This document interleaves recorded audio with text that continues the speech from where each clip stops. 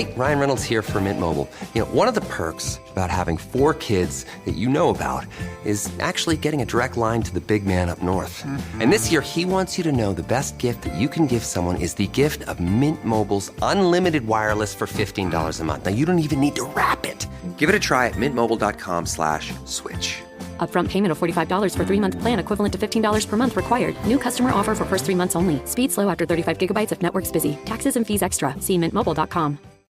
This holiday season, millions of families will pack their bags, load up the car, and head off for a family vacation.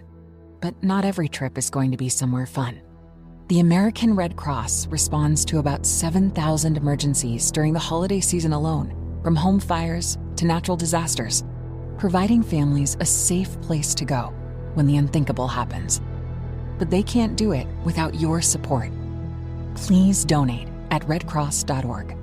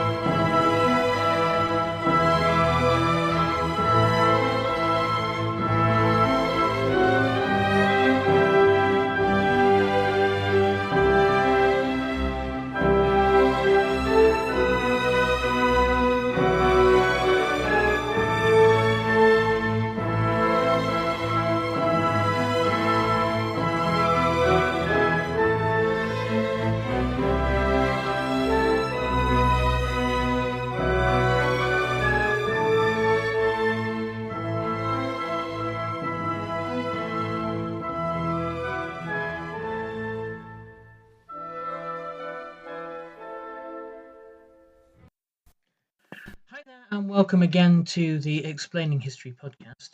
Now, today, if you're a student of Russia, the Soviet Union, Stalin, Lenin, or anything on the subject of modern Russia, listen to the end, because I'm going to be announcing a live event I'm going to be doing in January online, a live webinar for students of Russian history.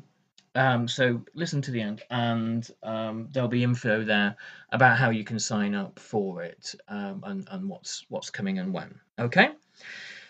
So today we're going to talk about a particular aspect of the final years of Stalinism, and that's the kind of the schism between Stalin and Tito.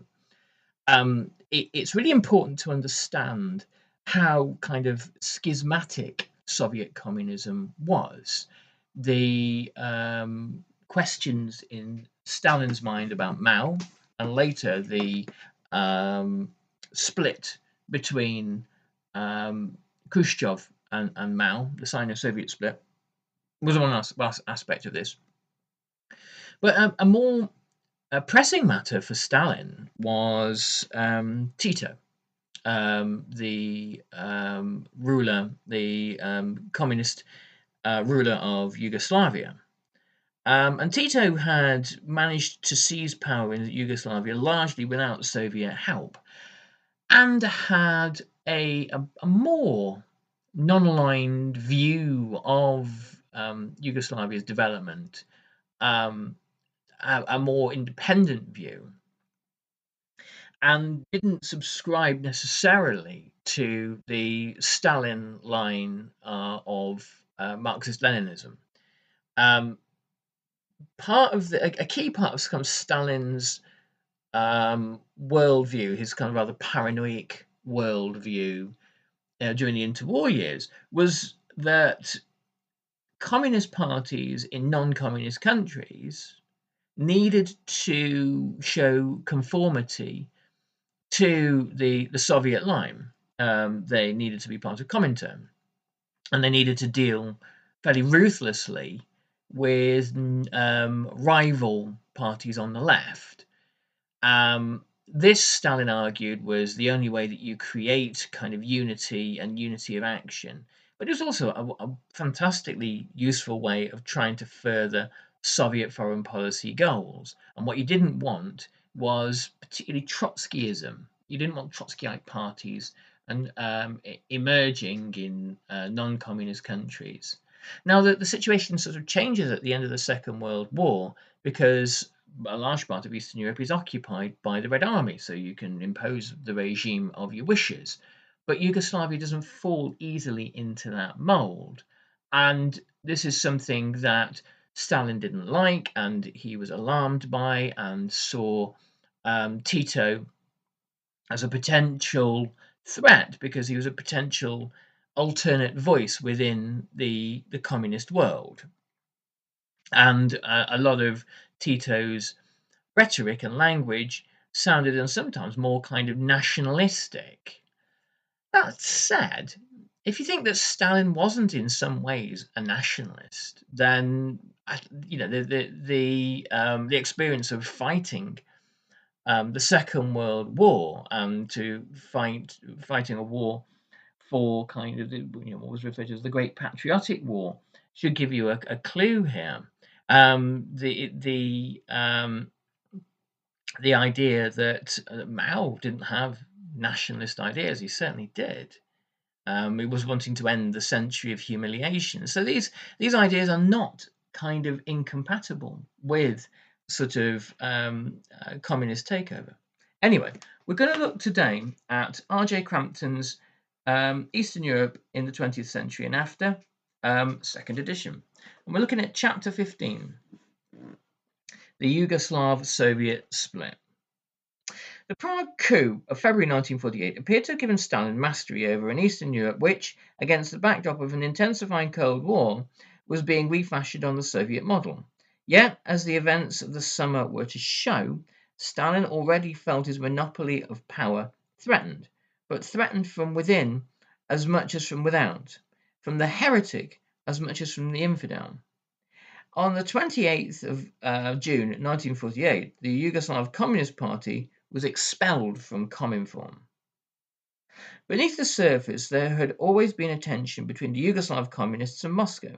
This could be said for almost any Eastern European Communist Party, but the Communist Party of Yugoslavia, thanks to its war record and to the fact that all its leaders had spent the war in Yugoslavia and not in Moscow, felt more self-confident and independent.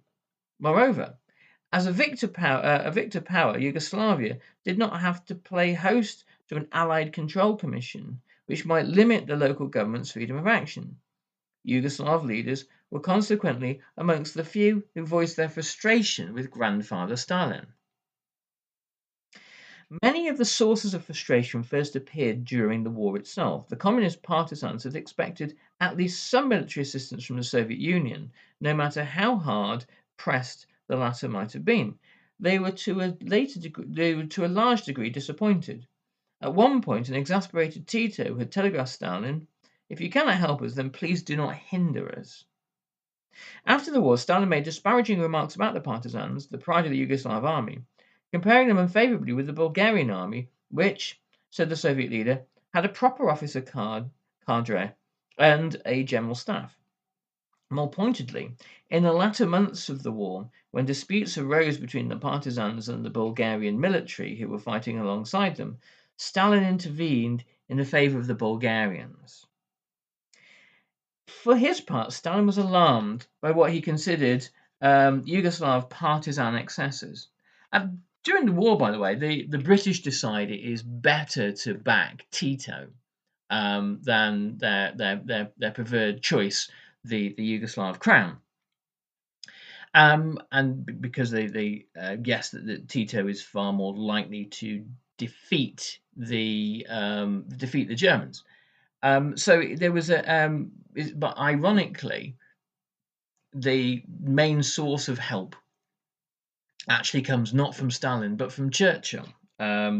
Churchill showing that his kind of endless pragmatism when it comes to defeating the Nazis and making unlikely and, to be honestly, unwanted friends as far as he was concerned. For his part, Stalin was alarmed by what he considered to be Yugoslav partisan excesses. He'd been concerned by the creation of the first proletarian brigade in 1941 and by the ferocious policies that were frequently imposed by the partisans on areas under their control in late 1941 and early 1942. Policies which include the execution of alleged kulaks, desecration of churches, and the enforced collectivization of the land. Now, you'd think all of that would be music to Stalin's ears, but Stalin is not the kind of leader who says simply, great, that's exactly what we did in Russia, that's what you should do here. Stalin looks at things on a case-by-case basis and looks at, for example, how destabilizing forced collectivization might be. What Stalin is keen on, particularly, is that Yugoslavia stays together as a kind of a unitary nation and is a kind and can be used as a useful buffer, not just against the Germans, but also when the Cold War happens, that it is a useful buffer against what he views as the next threat, which will become from the British and the Americans. These policies were soon disavowed as left errors, but Stalin continued to fret over overt signs of communist affiliation in the partisan movement, such as wearing the red star as the cap badge. Added to these concerns was the diplomatic embarrassment caused by the second conference on the eve of the Tehran conference, the second Avnoj conference on the eve of the Tehran conference. After the war, there were differences over the fate of the exiled king, and Stalin criticized the blatant communist domination of the National Front of Yugoslavia. Stalin was, in his takeover of Eastern Europe, advising in many cases caution, slow down, don't be overt, make sure that you as communists are participating in coalition governments, governments of national unity, and then you can chip away at those. You can take over those gradually and slowly. Once you've got control over the police and the army, away you go. And so and this kind of advice, in inverted commas, was viewed as unwarranted and unwelcome, and the Yugoslav communists didn't want Stalin to impose his ideas upon them. In other East European states, Stalin argued, the Popular Front provided means through which the communists, while remaining a relatively small party, could discredit and eliminate their political opponents and sharpen social and political consciences to the degree necessary for the social transformation which was to follow. In Yugoslavia, Stalin argued, this was not possible.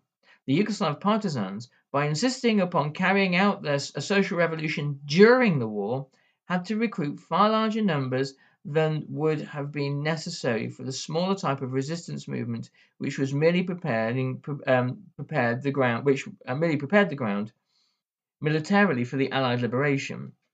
So I think what Stalin was getting at was, during the war, remain small, don't initiate some kind of social revolution, don't create a mass party, and don't create a mass movement. Instead, prepare the ground, blow up the bridges, cut the telephone lines, all that kind of stuff, for when the Red Army, inevitably, it's talking about Allied armies, Stalin is thinking of the Red Army, for when we march in. And so that we can then, the Soviet Union can then replicate what's happened in Poland, Hungary, Czechoslovakia, and elsewhere.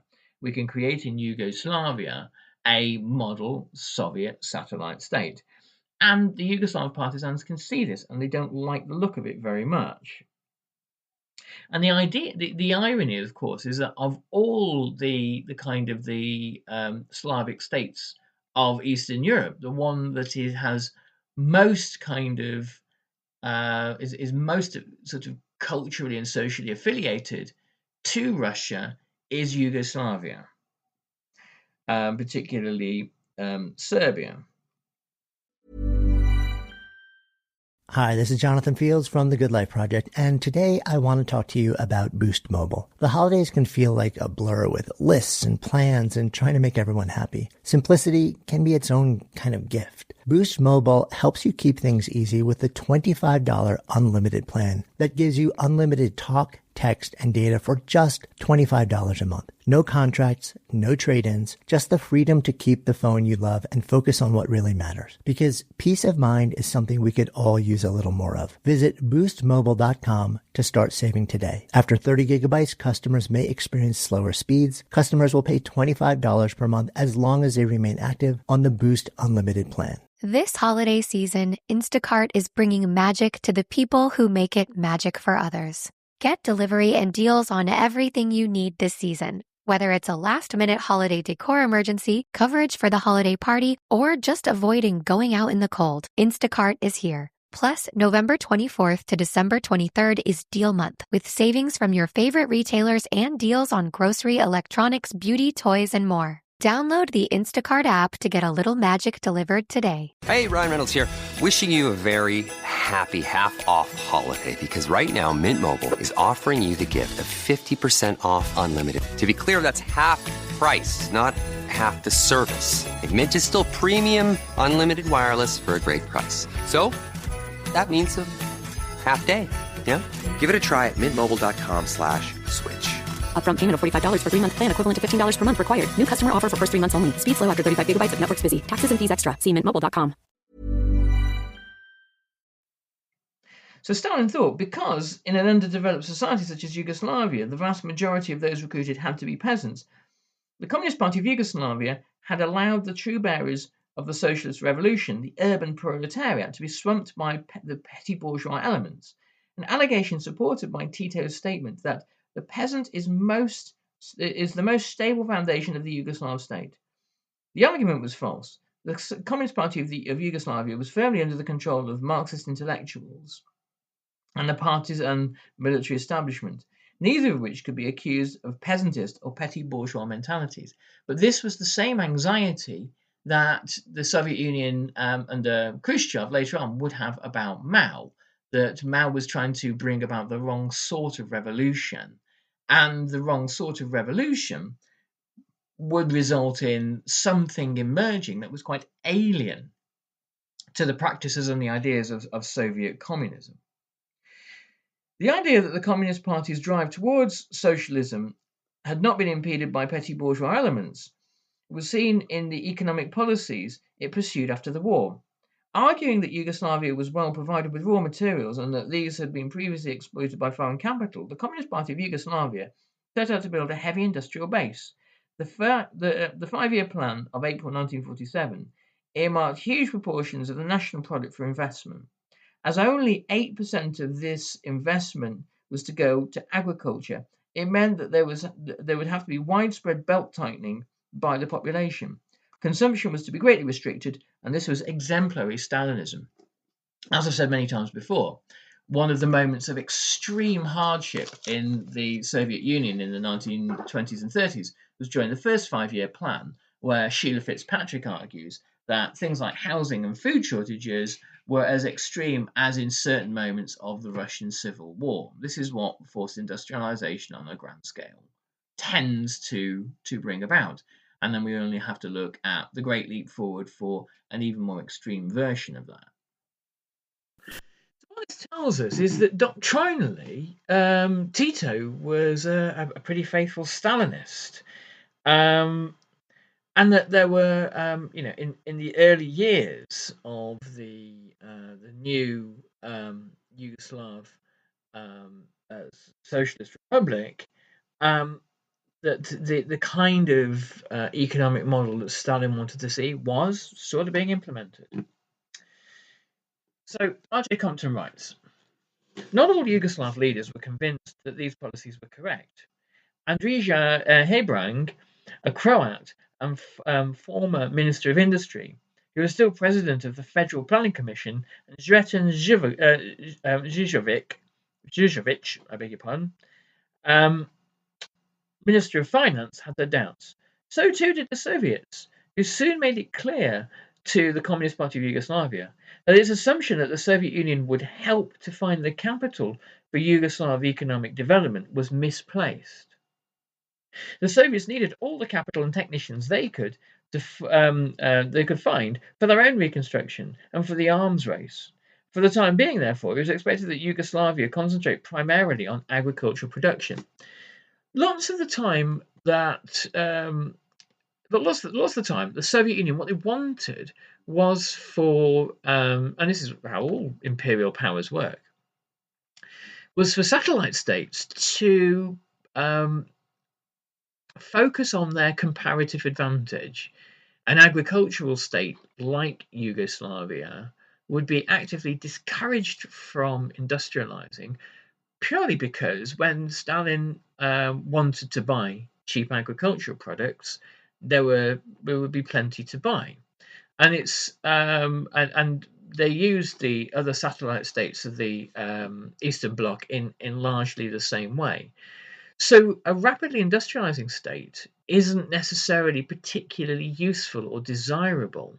It doesn't function within the kind of the wider economic picture that the metropole power has.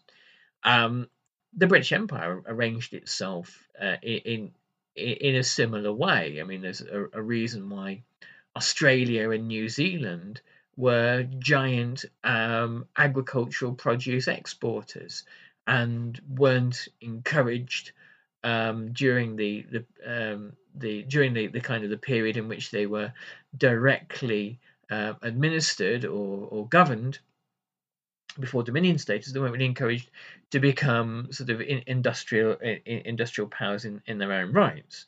It's advisable to avoid that. So the Soviets expected Yugoslavia to accept Soviet economic domination, if not exploitation. When discussions were held on the setting up of a joint Yugoslav-Soviet bank, Moscow wanted it to have a Soviet director and to be able to carry out normal commercial banking. Had it been able to do so, it would have wielded enormous power within the Yugoslav economy. Under the trade treaties concluded immediately after the war, Yugoslavia had to sell to the Soviet Union at low prices goods such as non-ferrous ores and hemp, which in the open market would have fetched high prices in hard currency. The Soviets also persuaded the Yugoslavs to create two joint stock companies to run all external air services and to control shipping on the Danube. Both companies gave the USSR access to hard currency earnings, which were generated in Yugoslavia, but even worse, Yugoslavia's input into the two companies was assessed at 1938 prices. That of the Soviet Union at much higher 1945 to 46 prices. In March 1947, after a vigorous Yugoslav complaint, Stalin agreed to abolish the two companies. Such institutions, he admitted, were designed for defeated enemy states. The Soviets were also excessively dominant and patronizing in the cultural sphere, an attitude epitomized when Andrei Zhdanov, the then Soviet Party cultural supremo, inquired of one of the senior Communist Party of Yugoslavia members, "Do you have an opera in Yugoslavia?" The Soviets insisted that there should be an increase in the numbers of Russian plays put on in Yugoslav theatres, of Russian films screened in Yugoslav cinemas, of Russian songs sung on Yugoslav radio, and of Russian books published by Yugoslav publishers. The CPY, Communist Party of Yugoslavia, was more than happy to present its people with good quality Soviet material, but it saw no purpose in foisting on them some of the rubbish which arrived from the motherland of socialism, often at exorbitant prices. The Yugoslavs had to pay $20,000 for the dubious pleasure of screening Exploits of a Soviet Intelligence Officer, whereas the wicked capitalist West had asked only $2,000 for Olivier's Hamlet. Hey, Ryan Reynolds here for Mint Mobile. One of the perks about having 4 kids that you know about is actually getting a direct line to the big man up north. And this year, he wants you to know the best gift that you can give someone is the gift of Mint Mobile's unlimited wireless for $15 a month. Now, you don't even need to wrap it. Give it a try at mintmobile.com/switch. Upfront payment of $45 for 3-month plan equivalent to $15 per month required. New customer offer for first 3 months only. Speed slow after 35 gigabytes if network's busy. Taxes and fees extra. See mintmobile.com.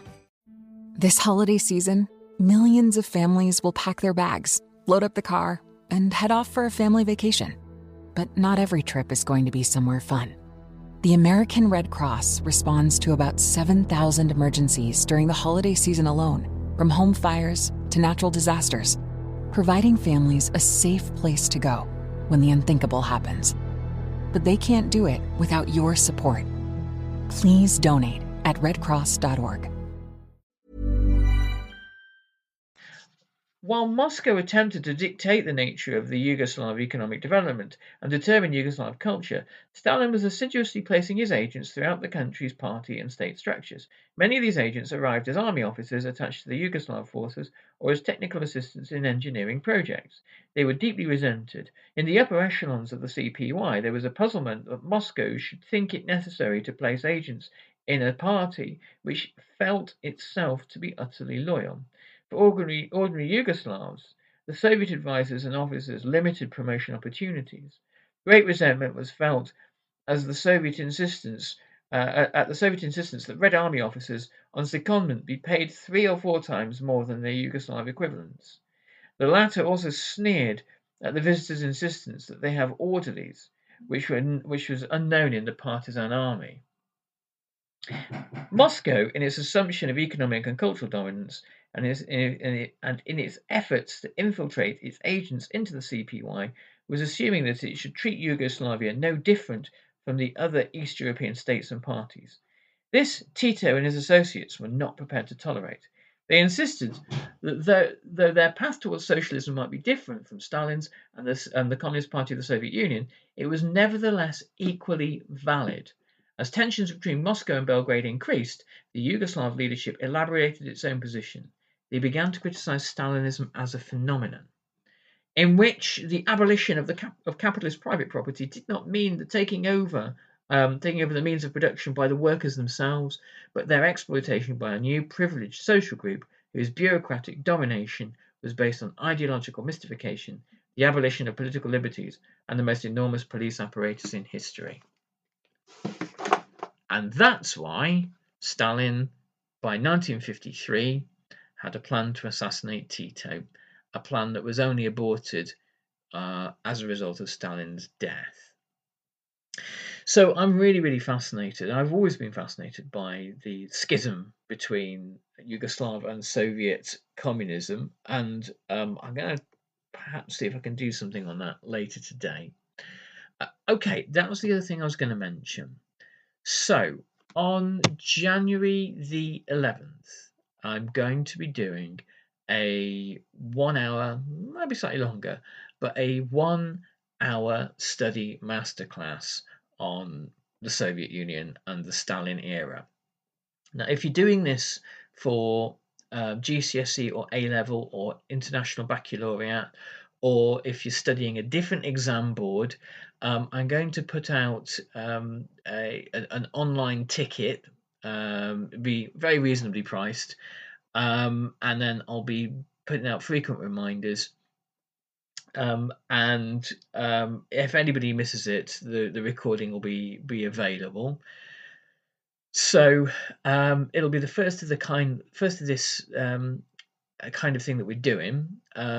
And I'll be putting out a kind of a reminder every week through the podcast to sign up, and it'll be pretty great. We'll be delving into the 5-year plans, the Stalinist terror, and the power struggle, and we'll also be looking at exam techniques and essay writing tips, and there'll be an opportunity for a Q&A afterwards. Okay, so I hope you'll join us. It'll be good fun.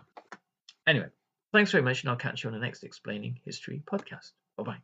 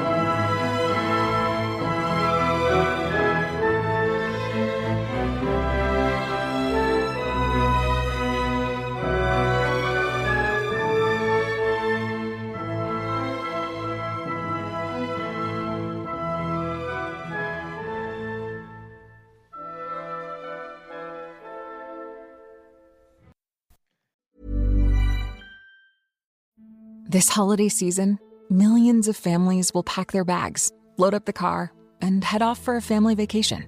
But not every trip is going to be somewhere fun. The American Red Cross responds to about 7,000 emergencies during the holiday season alone, from home fires to natural disasters, providing families a safe place to go when the unthinkable happens. But they can't do it without your support. Please donate at redcross.org. From Adams Morgan to Anacostia Park, we all want safer neighborhoods. But what does real safety mean? Real safety means preventing crime before it happens.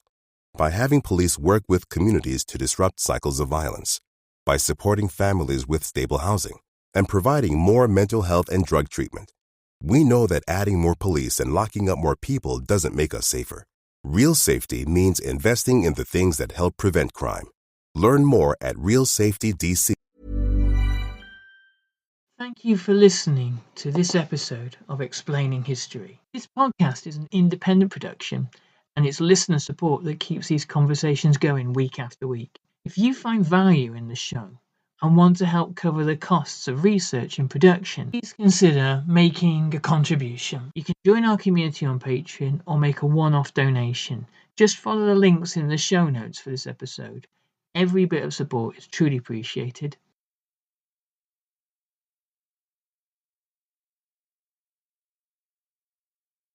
Thanks again for listening.